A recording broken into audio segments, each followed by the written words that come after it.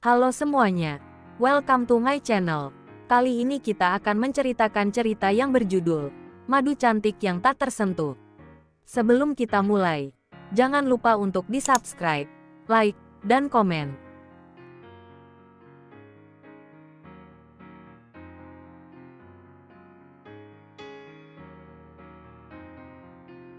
Episode 7, Suami Dingin dan Aneh. Panggilan tidak terjawab. Sesaat setelah melihat nama pemanggil, Rafin termangu dengan benak yang berputar. Menebak-nebak asal siapa pria bernama Tigor itu. Ia menilik ke arah pintu kamar mandi yang masih tertutup. Sepertinya Belva masih membutuhkan waktu untuk berganti pakaian. Namun, saat akan beranjak, ponsel sang istri kembali menyala. Kali ini sebuah pesan masuk dari nama yang sama. Rafin melirik singkat dan sempat membaca sebagian pesan itu. Tigor, 2 jam lagi aku tiba di Bali. Aku akan langsung menuju lokasi. Rafin mengerit. Sepertinya pria itu telah melakukan janji temu dengan istrinya.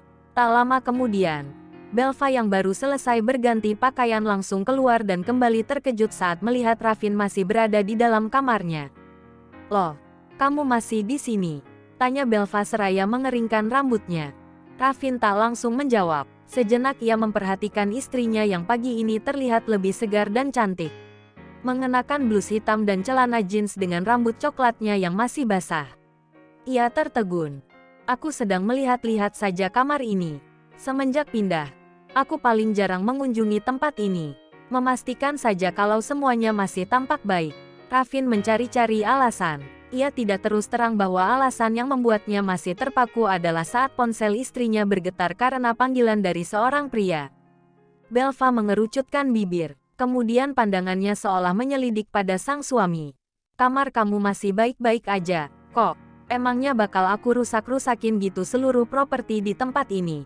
Pakai dipantau segala."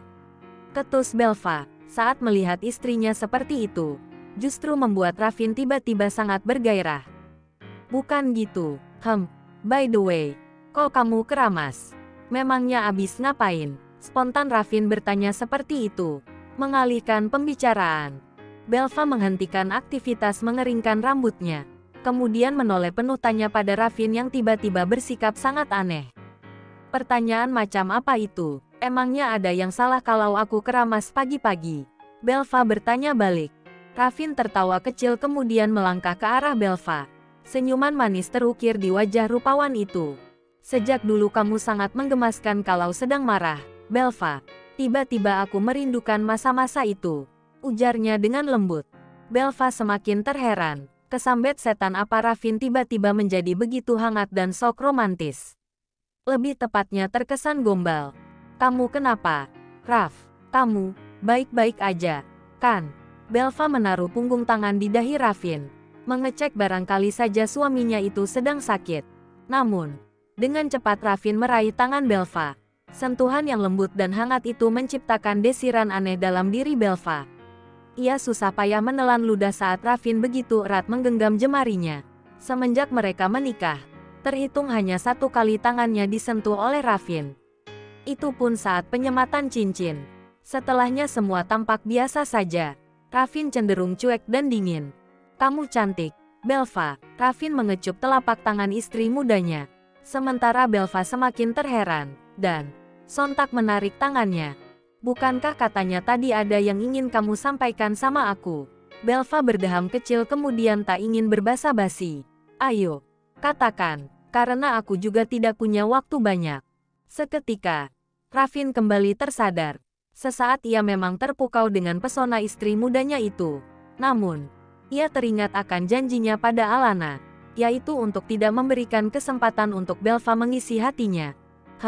Iya, sebenarnya hari ini aku ingin mengajakmu ke suatu tempat." Rafin mengusap hidung, menghilangkan kecanggungan. "Suatu tempat? Kemana?" tanya Belva. "Rumah barumu. Aku sudah menyiapkannya, tapi sekarang masih tahap pembangunan. Mungkin sekitar 2 bulan lagi akan rampung. Paling tidak, kamu harus melihat dulu. Barangkali ada request darimu," ujar Rafin. Belva terdiam beberapa detik. Hari ini rencananya ia akan bertemu dengan seseorang. "Kenapa gak bilang dari kemarin?"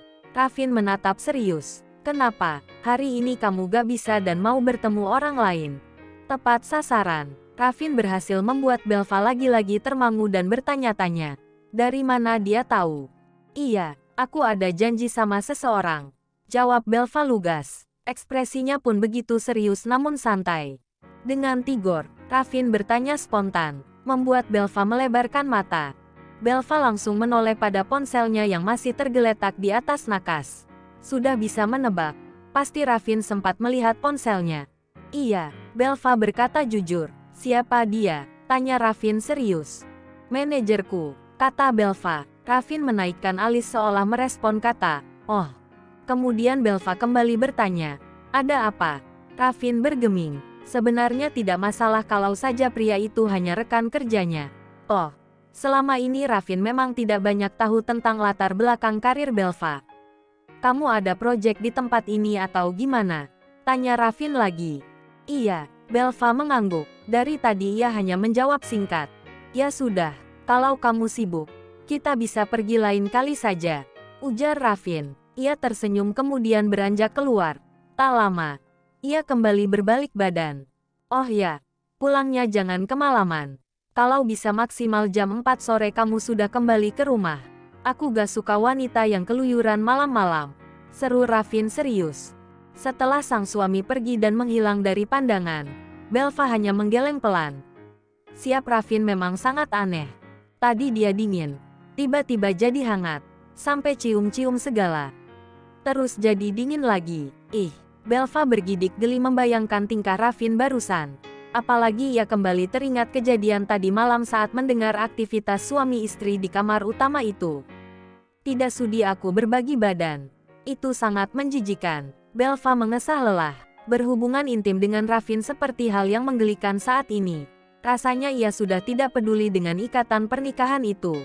2 jam kemudian, Belva sudah menunggu kedatangan Tigor di sebuah kafe besar di dekat pantai. Sembari menunggu, Belva mendapatkan sebuah telepon. Cepat-cepat ia melihat layar ponsel dan seketika matanya melebar saat Oma Tara tengah membuat panggilan video dengannya.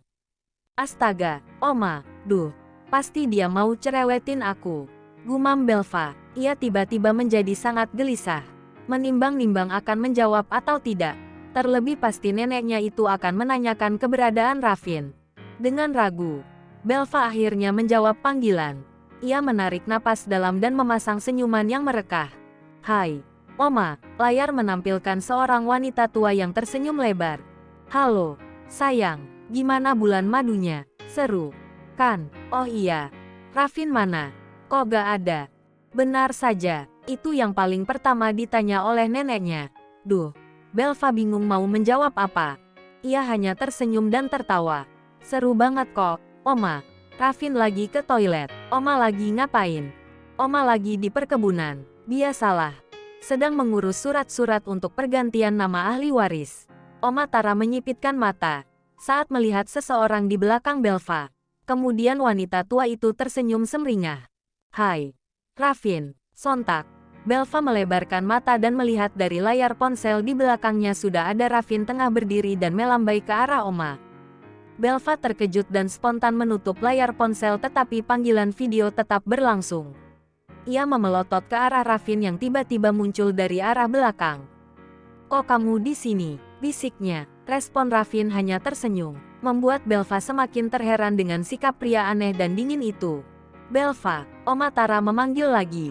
Belva langsung kembali mengarahkan ponsel untuk melakukan panggilan video.